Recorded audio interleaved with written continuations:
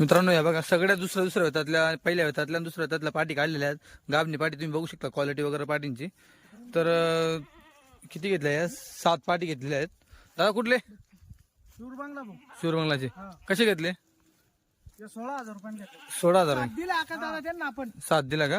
हो मित्रांनो बघा 16,000 घेतल्या। त्यांनी आपला व्हिडिओ पाहिला होता काल। हं. ते म्हणे आम्हाला फक्त पाटा फाटा घ्यायचे म्हणे। बरं तेव्हा अशा पाटा होत्या ना त्या सकाळी इकल्या आपण 2 पाटा अशा 5 होत्या। हां हां 2 इकल्या एक तिकडे बांधलेल्या आपल्या दावांमध्ये हां एक आपल्या दावणीत बांधलेली। या 7 दिल्या आता त्यांना 16,000 प्रमाणे। 16,000 प्रमाणे जाऊ दे आपल्या नावावर आले बरं काय वापस नाही करायचं आज कस्टमर आपल्याला। हो आपल्या 24 आणि या 7 31 शाळा इकल्या आका दादा। आज एकटी शिकल्या का? हो, भावनगरचा पेढा प्युअर हो बरं लंडनचा।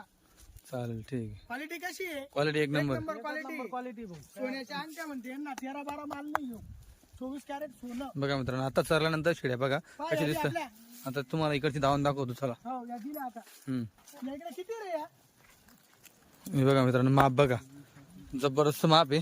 गोल्याचे बच्चे आहे निसते लसण बघा. करणार आहे।